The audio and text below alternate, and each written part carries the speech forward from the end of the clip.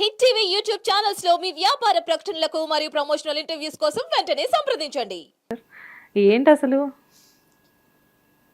కాదు ఆఖరి పోరాటం తెలుసు, మీదేమో ఆగని పోరాటం. ఆగుతుంది.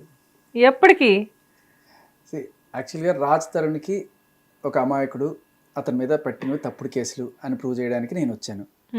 అయ్యింది. Beyond doubt I think I prove the point. Raj తరుణ్కి కావాల్సిన లీగల్గా కావాల్సిన సాక్ష్యాలు అన్నీ కూడా నేను అతనికి సమకూర్చాను. ఈ can file a case quash చేసుకోవచ్చు ఎఫ్ఐఆర్ వాట్ ఎవర్. సో నాకు తెలిసి ఇది బియాండ్ పాయింట్ ప్రూవ్ చేసేసాం. ఆవిడ 13 ఏళ్ల రిలేషను ఎన్ని చెప్పినా కూడా 13 ఏళ్ళు కావచ్చు, 20 ఏళ్ళు కావచ్చు. బట్ ఎప్పుడైతే నువ్వు వేరే వాళ్ళతో మూవ్ అయిపోయావు, మళ్ళీ వెనక్కి వచ్చి నాకు వీడు కావాలి అని చెప్పి అడిగే ఇది లేదు. ఆవిడ చాలా క్లియర్గా నిన్న కూడా ఒక ఇంటర్వ్యూలో 2.5 ఏళ్ల నుంచి మాకు సంబంధం లేదని చెప్పేసింది. మొన్నటి వరకు 3 నెలలు అని చెప్పారు, ఇప్పుడు మళ్ళీ 2.5 సంవత్సరాలు అని చెప్తున్నారు. రోజుకు ఒక మాట చెప్తుంటారు. సో బేసికలీ ఆవిడ స్టేట్మెంటే మనం వాడుకోవచ్చు. అది కాకపోయినా మనకి క్లియర్ కట్గా ఒక ఎఫ్ఐఆర్ చూపించాము. ఆవిడ ఎఫ్ఐఆర్ అంటే ఎఫ్ఐఆర్ ఎవడో పెట్టిన ఎఫ్ఐఆర్ కాదు, ఆవిడ సంతకం పెట్టినా ఆవిడ ఒప్పుకున్న విషయం ఏంటి క్లియర్ కట్గా నేను మస్తాన్ సాయితో మూవ్ అయిపోయినా అతను పెళ్లి చేసుకోమని అడిగితే అని చెప్పింది.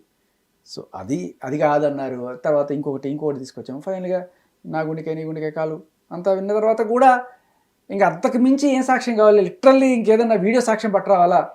అవసరం లేదు కదా, అంత దూరం కూడా వెళ్ళాల్సిన పని లేదు. జనాలందరికీ అర్థమైపోయింది క్లియర్ కట్గా.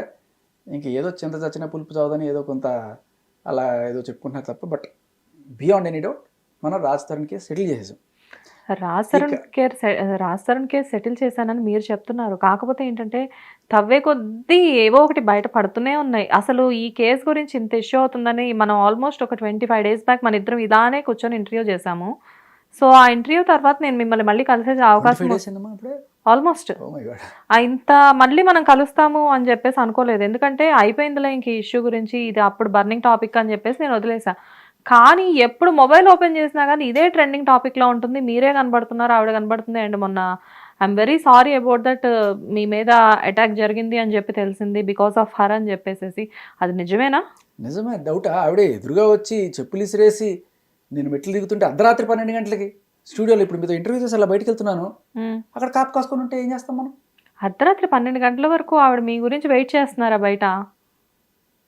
మా ఫ్యాన్ ఫాలోయింగ్ అలా ఉంది. మరి అసలు మీరంటే చాలా అభిమానం అనుకుంటా. ఆవిడతో పాటు ఇంకో 3 ఫ్యాన్స్ వచ్చారు, బాగా గట్టిగా కౌగిలించుకున్నారు. ఆ దెబ్బతోటి ధృతరాష్ట్రుడి కౌగిలి అంటారు చూడండి, ధృతరాష్ట్రుడి కౌగిలి ఇక్కడ కాస్త క్రాక్. కాదు అంటే మిమ్మల్ని ఏ ఛానల్ అయితే పిలిచి ఇంటర్వ్యూ గురించి మాట్లాడారో, ఇంటర్వ్యూ ఫిక్స్ చేశారో, మీకు ప్రొటెక్షన్ ఇవ్వలేదా ఆ టైంలో? చాలా మంచి ప్రశ్న అమ్మా. కాకపోతే పాపం వాళ్ళని కూడా తప్పు పడడానికి లేదు. అది లేట్ నైట్ అయ్యేటప్పటికి అంత స్టాఫ్ ఉండకపోవచ్చు వాళ్ళకి. జనరల్గా మార్నింగ్ పూట అయితే అందరు స్టాఫ్ యాక్టివ్గా ఉంటారు. లేట్ నైట్ అవ్వడం వల్ల ఇంకోటి ఏంటంటే అక్కడ జరిగే గొడవ కూడా వాళ్ళకి కనపడడానికి కొంచెం టైం అంతా చీకట్లో ఉండింది. కరెక్ట్గా చీకట్లో కాపు కాసి కొడతారంటారు చూడండి ఆ టైంలో. సో వాళ్ళు రియలైజ్ అయ్యి వచ్చేటప్పటికే నాకు సన్మానం జరిగింది. కొంత గట్టిగా కౌగిలించుకున్నారు ప్రేమతోటి. అది లైవ్ కావడం వల్ల వాళ్ళు ఆ టైం వరకు, అంటే మీరు అక్కడ ఉన్నారని వాళ్ళకి తెలిసిందా ఏంటి? అయి ఉండొచ్చు, అదే అయి ఉండొచ్చు మోస్ట్లీ. కానీ మీరు చాలా ప్లేసెస్లో లైవ్ ఇంటర్వ్యూస్ ఇస్తున్నారు, బట్ వాళ్ళు పర్టికులర్గా అదే ప్లేస్కి రావడానికి రీజన్ ఏంటి? మన లైవ్ 2 రకాలు ఉంటాయి. ఆల్రెడీ ఈ మధ్యకాలంలో మనం ఏంటంటే రికార్డ్ చేసుకుని అది లైవ్ పెడుతుంటారు. అవును. బట్ ఇది డైరెక్ట్ లైవ్. సో మరి ఏదో రకంగా ఆవిడకి ఇన్ఫర్మేషన్ వెళ్ళింది, ఆ లైవ్ చూసి అక్కడ ఉన్నాను అనుకుందా, లేకపోతే ఎవరన్నా ఫోన్ చేసి చెప్పినా, but whatever she came there. ఇట్లాగే మనం ఇట్లా ఇంటర్వ్యూ చేస్తుంటే అక్కడ దప్ప కూడా రారా బయటికి చంపేస్తాను అడిగేస్తాను. ఇంటర్వ్యూ జరుగుతున్నప్పుడే మీరు అవి వినొచ్చు, ఎంత నీచమైన బూతులు మాట్లాడుతుందో, అందరినీ తిట్టడం, ఇవన్నీ కూడా చేసింది. సరే మొత్తానికి కాసేపు పరిచర్చ వెళ్ళిపోయింది అనుకుంటే ఆడ మెట్ల దగ్గర కాపు కాసుకున్నాను.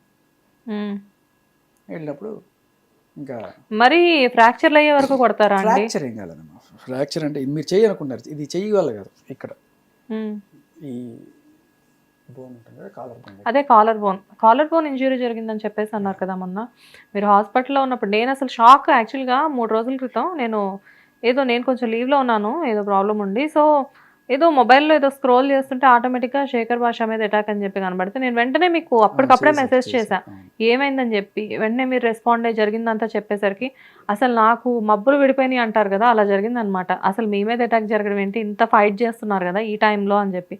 కానీ మీ మీద అటాక్ జరిగినప్పుడు ఆటోమేటిక్గా మరి మీరు ఇప్పుడు ఆవిడ మీద ఇలా జరిగిందని చెప్పేసి మీరు కేసు ఫైల్ చేశారా? చేశారా? కానీ మన దేశంలో మగాడి దరిద్రం ఏంటంటే పట్టించుకోరు. మరేం ఇప్పుడు రేపు జరిగింది? వెళ్ళి నేను పోలీస్ స్టేషన్కి వెళ్ళి ఏమైంది సార్ నా కేసు అని అడిగినా కూడా ఒక 3-4 గంటలు అక్కడ వెయిట్ చేయాలేమో ఏం జరుగుతుంది తెలియదు. ఎందుకంటే నాకు ఆల్రెడీ పోలీస్ స్టేషన్లో ఒకసారి ఇలా జరిగిన తర్వాత అప్పటిదాకా నాకు పోలీస్ స్టేషన్లో మగాడి పరిస్థితి ఏంటనే నాకు ఏ రోజు తెలియదు. నేను వెళ్ళి ఇట్లా ఫస్ట్ ఒక కంప్లైంట్ ఇచ్చిన రోజు నేను చదివి చూశాను. ఆహా, ఇదే మగాడికి ఉన్న ట్రీట్మెంట్ మన భారతదేశంలో.